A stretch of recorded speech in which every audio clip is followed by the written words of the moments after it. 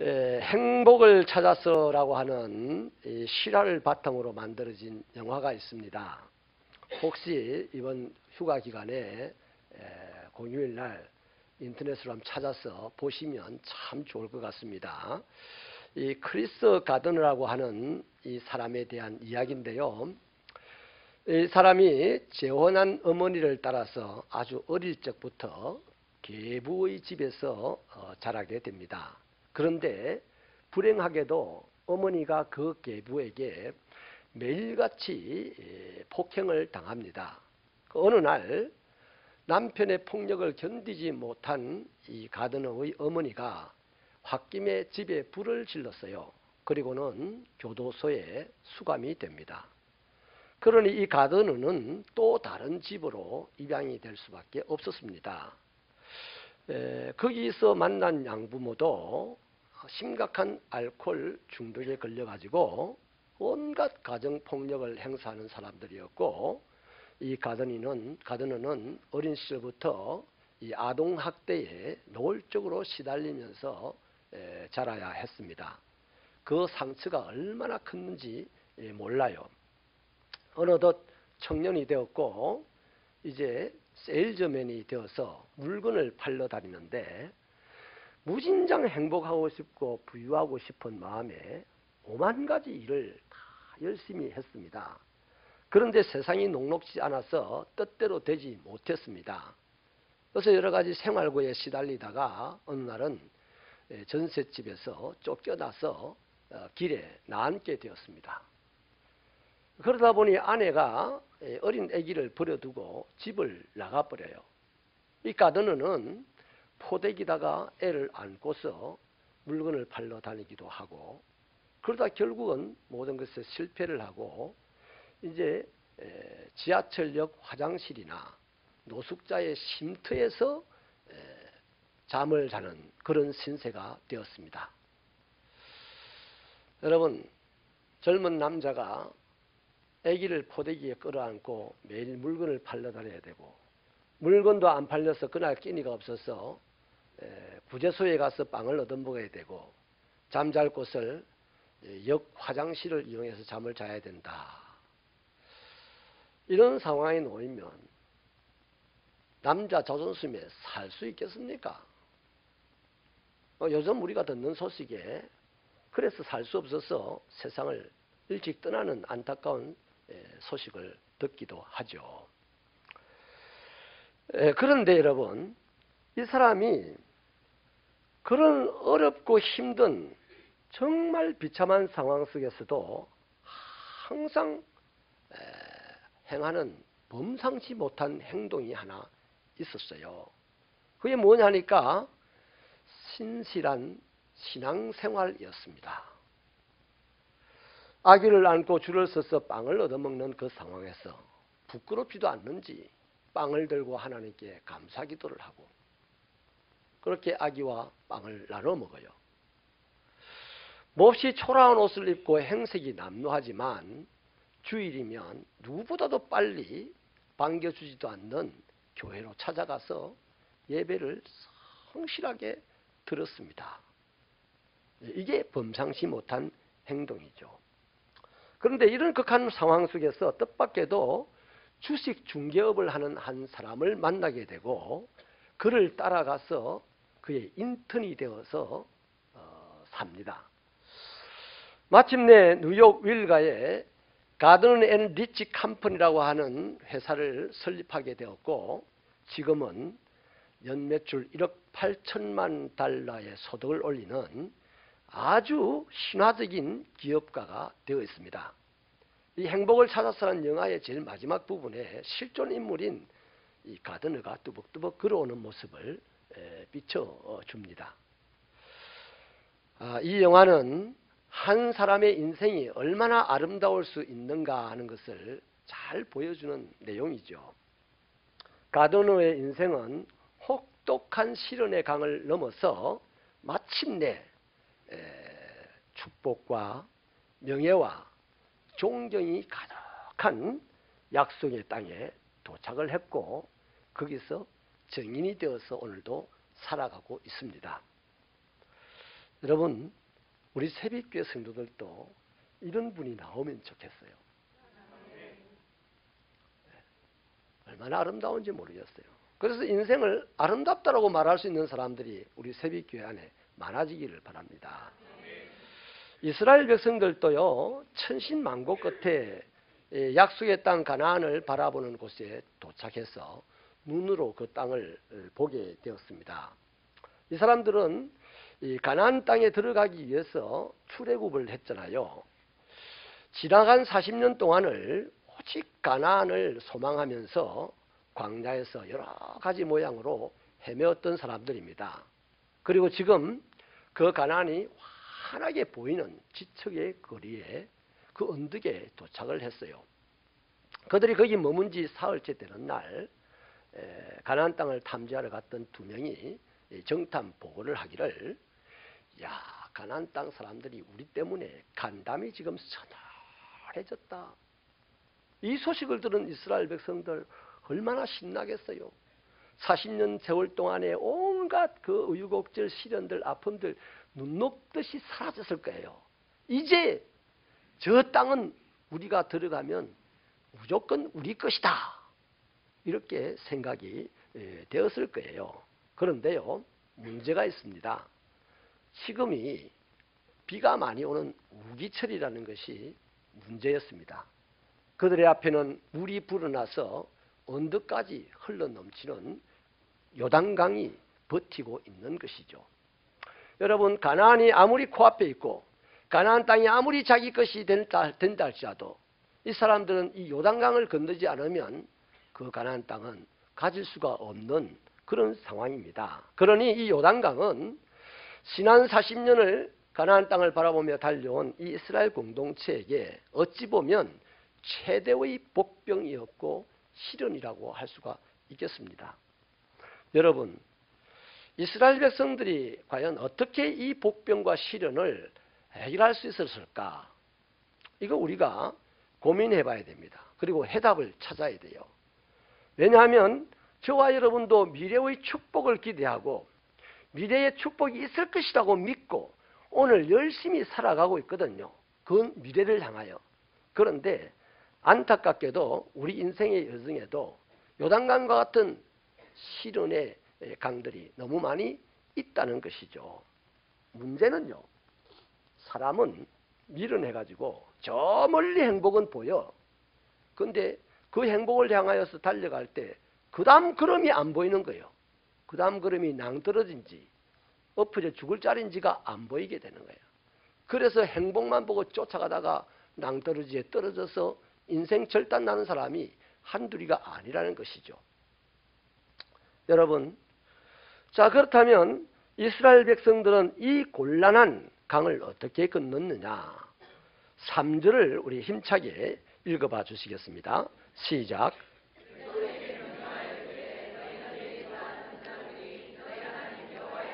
매는 것을 보거든 너희가 있는 곳을 떠나 그 뒤를 따르라.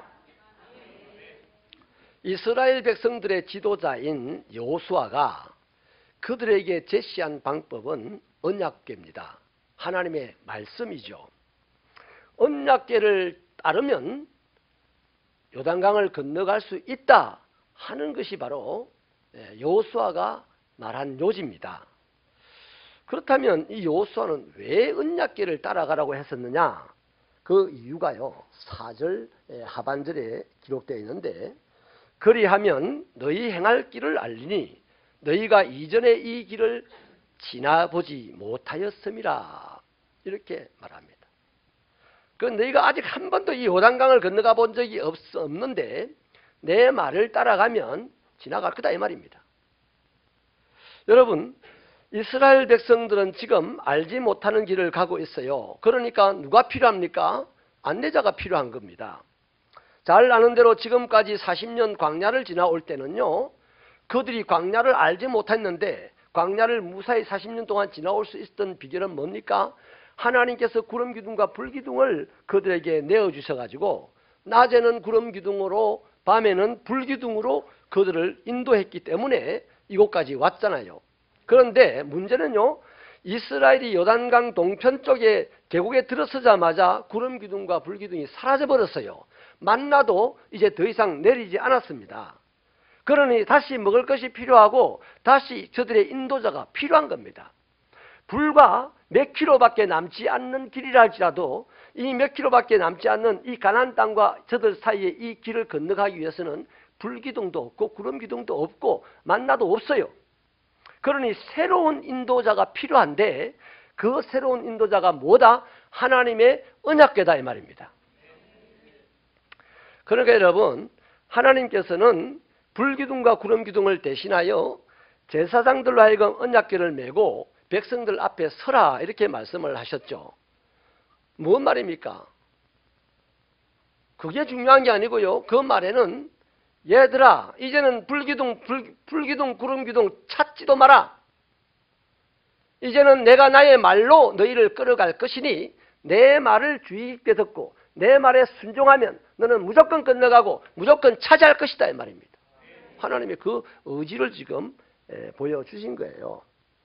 그렇기 때문에 이스라엘 백성들의 입장에서는 여전히 아니요 불기둥을 주셔야 됩니다. 구름기둥 주셔야 됩니다. 하면 돼요 안 돼요?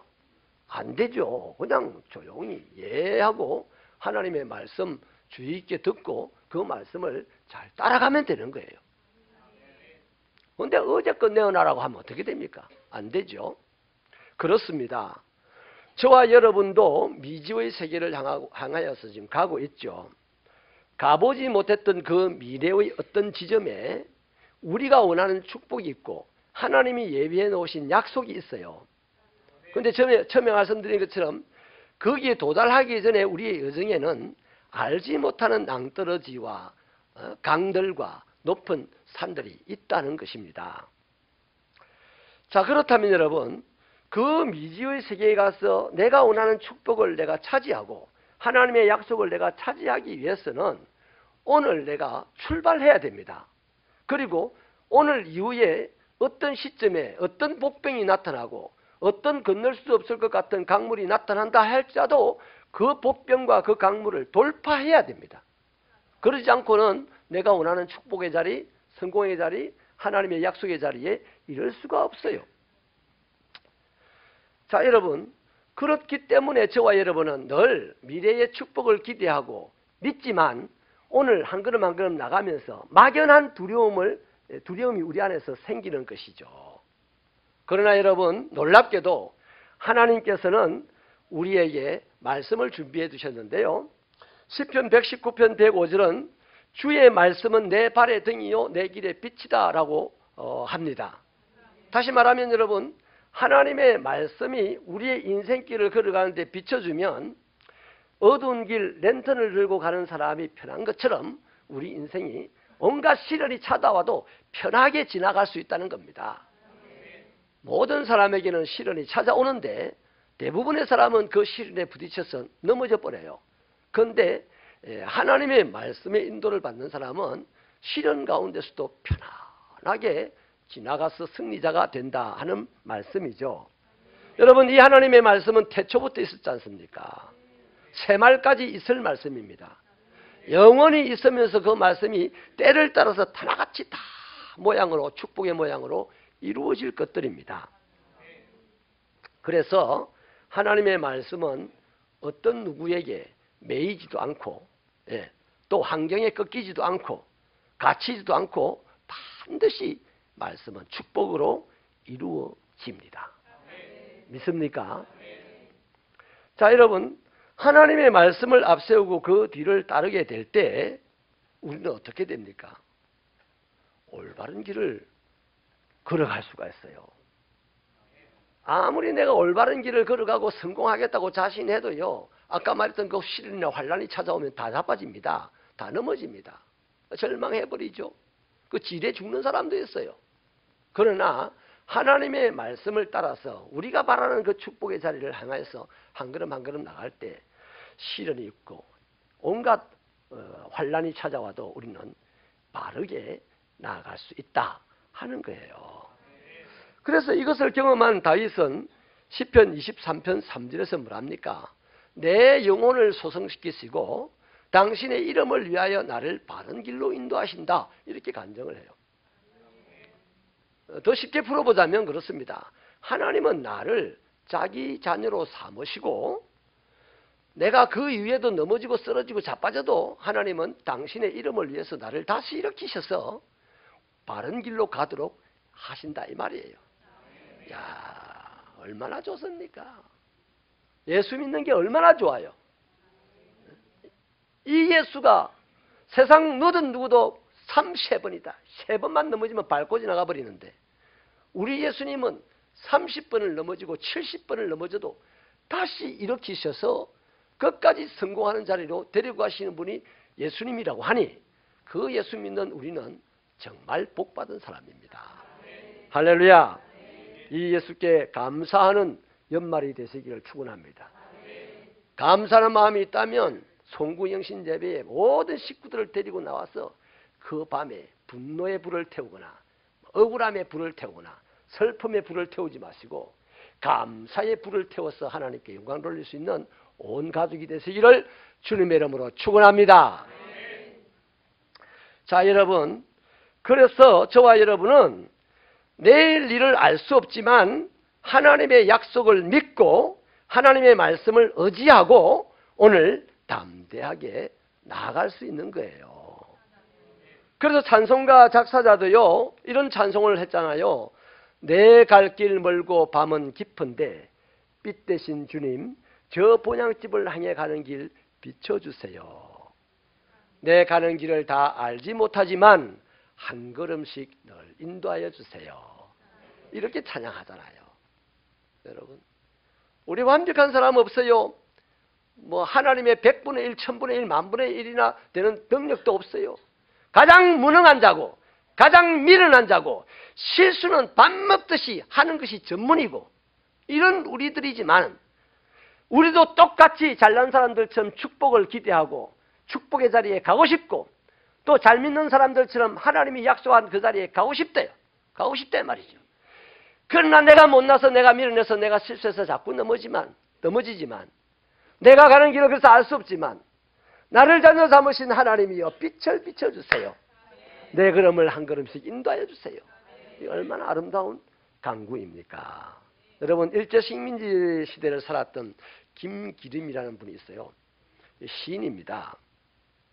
너무나 시련이 크니까 이분이 청춘의 뜻을 품고 일본에 유학을 마치고 와서 나도 우리나라를 위해서 일해야 되겠다 하는 마음을 먹고 그 일본으로 유학을 갔는데 유학을 가자마자 얼마나 조센징이라고 막 얻어맞고 구박을 당하고 그래서 그 뜻을 품은 사람인데도 결기가 그렇게 대단한 사람인데도 못 견디고 다시 현해탄을 타고 현해탄을 건너왔어요. 그래서 이 현해탄을 건너오면서 배에서 자신의 신세를 보면서 시를 하나 지었는데요. 그 시가 바다와 나비라고 하는 시입니다. 제가 몇 행간을 읽어봐 드릴게요. 아무도 그에게 수심을 일러준 일이 없기에 흰 나비는 도무지 바다가 무섭지 않다. 청무밭인가 해서 내려갔다가는 어린 날개가 물결에 쩔어서 공주처럼 지쳐서 돌아오다. 그랬어요. 여러분, 이 시인의 표현처럼요. 사람들은 할 수 있다는 자기 신념 하나를 가지고 내일을 향해서 출발을 해봅니다. 그런데 내일로 가는 그 길목길목 우리가 알 수 없는 그 길목길목에서 복병을 만나죠. 시련을 만나죠. 건널 수 없을 것 같은 강을 만나고 넘어갈 수 없을 것 같은 산들을 만나게 되었을 때에 그들의 신념은 와르르하고 무너지는 거죠. 저기 1층에 가서 얼른 그 히터를 끄세요. 지금 1층에서 석유가 올라오는 것 같아요. 석유 냄새가 올라오는 것 같은데요.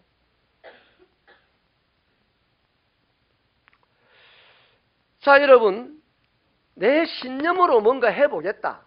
내 신념으로 축복의 자리에 가보겠다.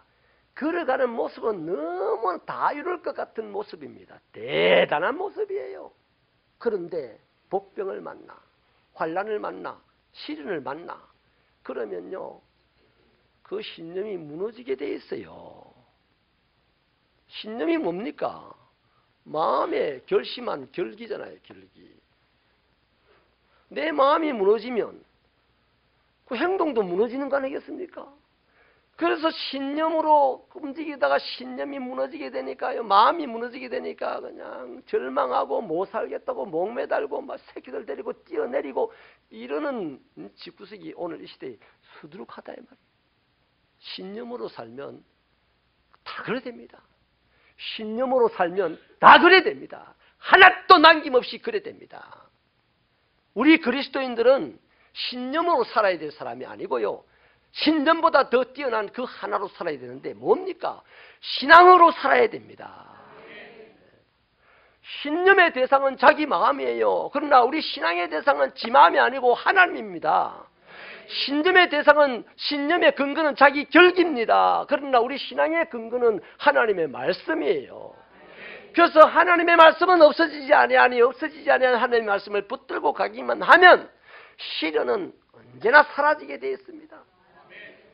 해년 해마다 태풍이 많이 오지만 그 태풍 지금도 아직 자리 잡고 있나요? 다 떠났어요. 다 떠났어요. 시련도 마찬가지예요. 근데 신념으로 사는 사람은 태풍 앞에서 다 죽어.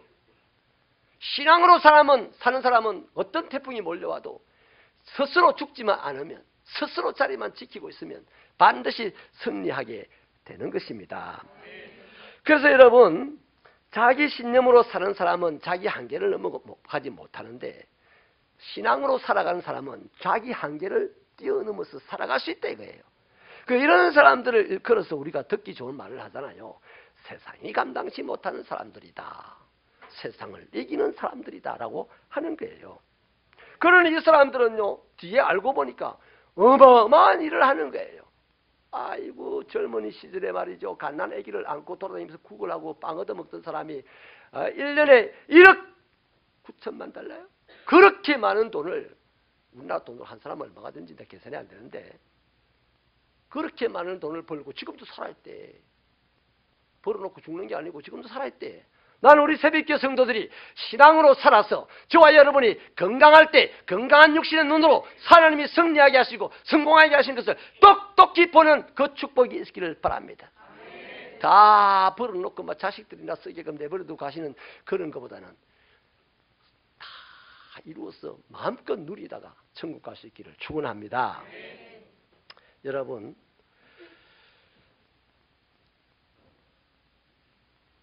하나님의 백성들의 인생길은요, 절대 신념으로 가면 안 돼요. 신앙으로 가셔야 됩니다.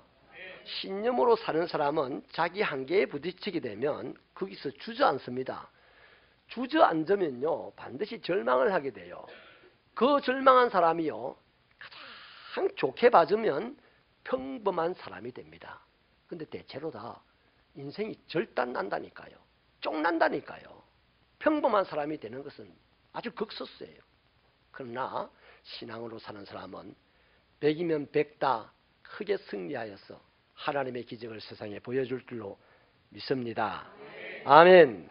여러분, 하나님은 이스라엘 백성들이 이 요단강 앞에서 자기들의 신념과 결기로 이 강을 건널 수 없다는 것을 하나님은 잘 아시죠.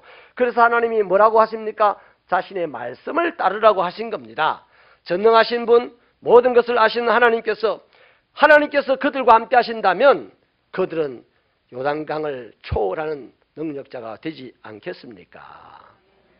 여러분, 행복을 찾아 나섰던 이 크리스 가드너에게 필요했던 것은요, 신념이 아니었잖아요.